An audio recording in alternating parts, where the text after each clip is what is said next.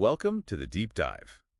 Okay, so let's jump right in. We're tackling probably the core conflict of our digital lives today. That's right. This constant push and pull between digital privacy and, well, public safety. Yeah, and we're zeroing in on the smartphone. I mean, think about it, that device in your pocket. It knows everything. It really does. It's like a vault holding your most private thoughts, but it's also a living diary of everywhere you go, everyone you talk to. Your money, your secrets, Mm. a pocket-sized paradox, you could say. Exactly. And our mission here is really to unpack this huge global moral battlefield.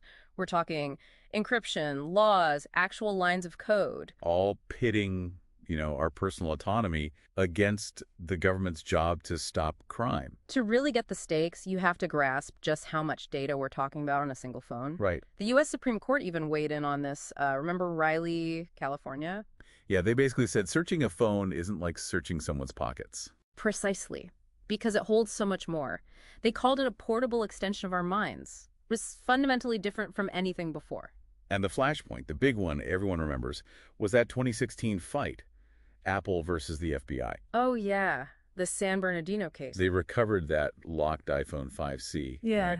And the standard security 10 tries and it wipes itself was blocking the investigators. Oh, they're stuck. So the FBI comes out with this demand, and it was, well, pretty unprecedented. Totally. They used the All Writs Act. Which is like super old, right? From 1789. Yeah, ancient law.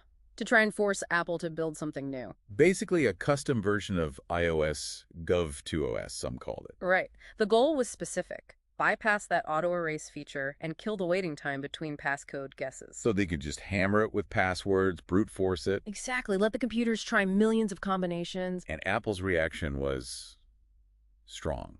Non-negotiable, really. Their argument hinged on this idea of a master key. Okay, explain that. What do they mean? Well, they said creating this special software, even for one phone, required using their core cryptographic signing key, the key that verifies all official Apple software. Ah, so using it for this purpose Would essentially create a blueprint for a universal key, a catastrophic vulnerability, they called it. Not just a key for one lock, but a skeleton key. a backdoor. A backdoor, yes, that could potentially put hundreds of millions of users worldwide at risk if it ever got out. But, playing devil's advocate here, is that purely technical or also a bit of legal positioning? Because law enforcement has this whole going dark problem. Well, that's their counter-argument, absolutely. They argue that really strong encryption, especially end-to-end, makes communications warrant-proof. Meaning criminals, terrorists, traffickers, you name it, can operate completely hidden in these, lawless digital zones. And they point to cases where digital evidence was absolutely vital. Like that homicide case you mentioned where cell tower data, the CSLI, Cell site location information, yeah. it completely shattered the suspect's alibi, showed they weren't where they claimed, without that data. The case might have gone cold. So yes, the urgency for law enforcement is real. But, and this is the technical crux, Oh, on. the axiom holds, a backdoor for one is a backdoor for all. Cryptography doesn't care if you're a good guy or a bad guy. That's just math. It's just math. If you engineer a weakness, someone will find it. Not just the FBI, but cyber criminals, maybe hostile governments.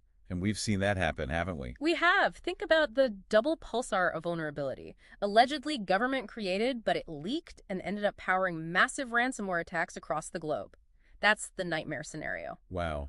And you see this fundamental clash reflected in the actual legal approaches too, right? Right. Like US versus EU. Definitely. In the U.S., it often comes down to court decisions after the fact, like Carpenter v. United States. That's the one about needing a warrant for long-term cell site location data, like 7 days or more. Exactly. It's judicial interpretation setting boundaries. But the EU, they have a different philosophy. With GDPR. Right.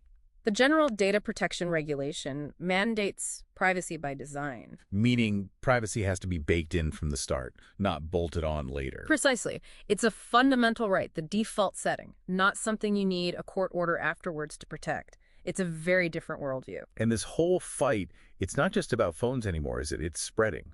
Oh, it's absolutely moving beyond the smartphone. Think about the Internet of Things, all those connected devices. Smart speakers, connected cars, cameras everywhere. AI analyzing data, biometric surveillance. It's becoming an ambient data everywhere environment. The battlefield is expanding fast. So, wrapping this up, what's the big takeaway for you listening right now? I think the question has shifted. It's less about can we technically get the data often? The answer is inching towards yes. Hmm. The real question now is should we? Yeah. How do we strike that balance? Because the choice we make, the line we draw between security and privacy, that's going to define what freedom and, having a private self even means in this digital age. It's something we all need to think about.